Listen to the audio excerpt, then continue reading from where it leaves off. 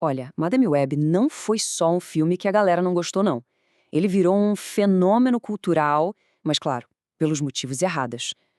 Mas por quê, né? É que, além das piadas, o buraco é muito mais embaixo. Então hoje a gente vai mergulhar fundo e entender a estrutura quebrada que fez esse filme desmoronar desde o comecinho. E essa frase aqui, da análise original, resume perfeitamente o que todo mundo sentiu. Tipo, depois de Morbius, a gente achou que o universo do Homem-Aranha da Sony não tinha como piorar, né? Pois é. Madame Web veio pra provar que sempre dá pra cavar um pouquinho mais. Gente, o fracasso de bilheteria foi tão, mas tão grande, que virou piada na internet na hora. Aquela brincadeira de que o filme fez só US$ 7 de bilheteria viralizou de um jeito que meio que simboliza o quanto o público simplesmente rejeitou o filme de cara. Falar mal do filme por cima é fácil, todo mundo fez. Mas a questão de verdade é bem mais complexa. O que tem no DNA desse filme que simplesmente não deixa nada dar certo? Não é só uma coisinha ou outra que está errada. É a base toda, a fundação da história que está comprometida. A análise que a gente está usando como base diz que Madame Web é tipo a tempestade perfeita do fracasso no cinema. E é raro acontecer. Não é que ele é só um tipo de filme que não funciona. Não. Ele consegue ser 3 tipos de filme quebrado ao mesmo tempo. E é exatamente isso que a gente vai ver agora. Ok, vamos lá. Primeiro grande problema é estrutural. O que a gente pode chamar de filme de esperar para ver. É uma história onde a passividade está em tudo, em cada cena. É bem simples, na verdade. Se os personagens não fazem nada, a história não anda. Pode ter a cena de ação mais incrível do mundo, mas se os personagens só estão ali reagindo, sem tomar frente, a sensação é que nada de fato aconteceu. A história fica lenta, arrastada, chata.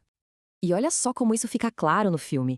A estrutura é literalmente um ciclo de espera. A Madame Web tem uma visão, aí ela reage à visão e pronto, a trama para de novo. Todo mundo fica esperando a próxima coisa acontecer. As personagens não têm vontade própria, sabe? São só peões que o roteiro move de um lado para o outro quando precisa. E essa frase aqui mata a charada. Pensa bem, a heroína leva uns 40 minutos só pra entender o que tá rolando e agir. E o vilão? Passa o filme inteiro esperando a tecnologia dele achar as meninas. Ninguém tá correndo atrás de nada. Ninguém tá ativamente indo atrás do que quer. Sabe, uma boa história tem personagens que vão pra frente, que tomam decisões que fazem a trama andar. Aqui, a gente tem personagens que esperam. Eles esperam por visões, esperam ser resgatados, esperam alguém explicar o que tá acontecendo. E no fim das contas, quem assiste acaba só esperando o filme acabar. Beleza, vamos pro segundo erro gravíssimo, o que a gente pode chamar de filme sem fundação. É o tipo de erro que faz tudo na história parecer falso, sem peso nenhum. Sabe aquela sensação de, ué, mas de onde saiu isso? É exatamente esse o problema. Quando as coisas simplesmente brotam na história, sem nenhuma preparação, sem nenhuma pista, não parece de verdade. Fica com cara de preguiça de roteiro, uma solução fácil e barata. Olha só esse exemplo, é perfeito. O vilão passa uma parte do filme agindo de um jeito normal, e aí, do nada, pá! Ele aparece com um super traje completo de vilão. Exatamente, o filme não explica absolutamente nada sobre isso, tipo, ele já tinha esse traje guardado? Se tinha, por que não usou antes? Se não tinha, como ele arrumou isso tão rápido? Essa falta de explicação de uma base faz a revelação ser ridícula em vez de ser impactante. Quer outro exemplo?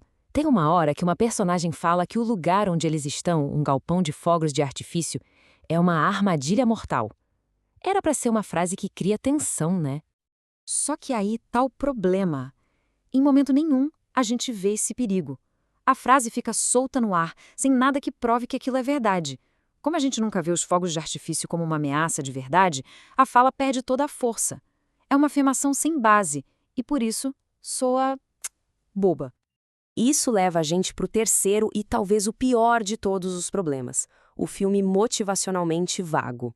É aqui que a lógica das ações dos personagens simplesmente desaparece. Em bom português, os personagens falam que querem uma coisa, mas fazem outra totalmente diferente, que não tem lógica nenhuma. E essa desconexão acaba com qualquer chance de quem está assistindo se conectar com eles ou se importar com a história. Olha, essa tabela aqui mostra o tamanho do problema, a distância entre o que os personagens dizem que querem e o que eles de fato fazem. O objetivo da Madame Web, proteger as meninas. A primeira coisa que ela faz, larga elas sozinhas na floresta. Oi? As meninas acham que estão sendo sequestradas, mas ficam batendo papo de boa com a suposta sequestradora. E o vilão que quer ser anônimo sai atacando gente em público. Sério, as ações não fazem o menor sentido. E o ponto-chave é este. Não interessa se a cena de ação é legal, ou se o diálogo parece bem escrito, se aquilo não é o que o personagem faria ou diria com base no que ele quer, na motivação dele. A cena inteira perde o sentido, fica vazia. Porque, vamos combinar, como é que a gente vai sentir tensão ou se importar com os personagens se o que eles fazem é aleatório, contraditório? A resposta é: não dá. A história perde completamente o peso emocional. Tá, então o que acontece quando um filme só comete todos esses erros de uma vez? Ele meio que deixa de ser um filme e vira outra coisa. Então, vamos recapitular? A gente tem uma história onde ninguém faz nada, onde as regras e as coisas importantes aparecem do nada e onde o que os personagens fazem contradiz o que eles querem. E aqui vem a grande sacada dessa análise. Madame Web não é só um filme ruim, ele é o que se pode chamar de cinema negativo. A estrutura dele é tão quebrada, mas em tantos níveis diferentes, que a história vira um absurdo completo. Aí a única reação possível de quem assiste não é nem raiva, nem tédio, é rir. Rir do quão sem noção tudo aquilo é. E é por isso, exatamente por isso, que virou um meme. E tudo isso deixa uma pergunta no ar para a gente pensar. Com erros tão profundos assim, na base, na estrutura da história, será que um bom ator, um efeito especial legal ou uma cena de ação bem feita teriam a chance de salvar o filme?